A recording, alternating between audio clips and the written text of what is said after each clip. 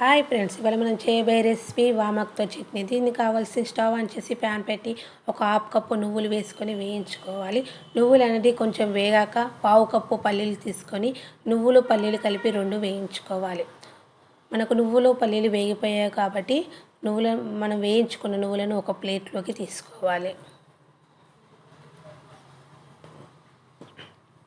అదే ప్యాన్లో ఒక స్పూన్ జీలకర్ర, 2 స్పూన్స్ ధనియాలు వేసుకొని వేయించుకోవాలి.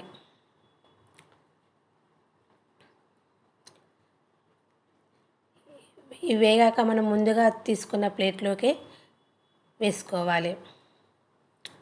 అదే ప్యాన్లో 2 స్పూన్స్ ఆయిల్ వేసుకొని ఒక 5-6 పచ్చిమిర్చిలు కట్ చేసుకొని వేసుకోవాలి. ఇలా పచ్చిమిర్చిలు కొంచెం వేగాక ఒక 2 స్పూన్స్ మినపప్పు వేసుకొని పచ్చిమిర్చి మినపప్పు కలిసేటట్టు వేయించుకోవాలి.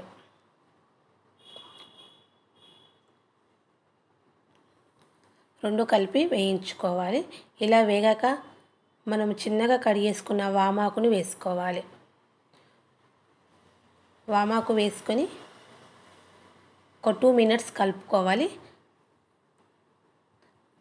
కలుపుకొని మనము మూత పెట్టుకోవాలి. కొంచెం చింతపండు వేసుకొని మూత పెట్టుకోవాలి. మూత పెట్టుకొని 2 మినిట్స్ తర్వాత మూత తీసేస్తే మనకు వామాకు అనేది మగ్గిపోతుంది. తర్వాత స్టవ్ ఆఫ్ చేసి దీనిలోకి పసుపు వేసుకోవాలి.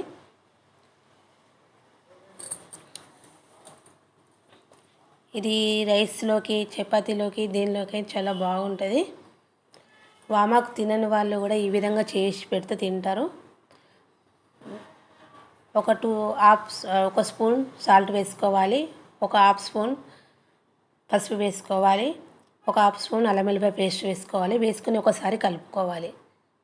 కలుపుకున్నాక మనం ముందుగా తయారు చేసుకున్న పల్లీలు, నువ్వులు అన్నీ కలిసి ఒకసారి కలుపుకొని మనం మిక్సీ జార్లో వేసుకోవాలి. మిక్సీ జార్లో వేసుకొని మనము మిక్సీ అనేది పట్టుకోవాలి.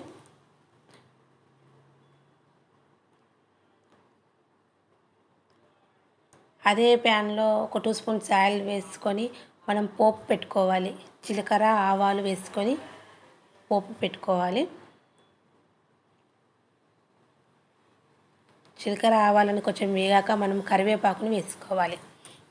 ఇవి 3 చిటపటమని సౌండ్ రాగానే మనం స్టవ్ ఆఫ్ చేసి మనం ముందుగా తయారు చేసుకున్న మిక్సీ పట్టుకున్న వామాకు చట్నీని దానిలోకి వేసుకొని ఒకసారి కలుపుకొని బౌల్లోకి తీసుకోవాలి. ఎంతో రుచికరమైన వామాకు చట్నీ రెడీ.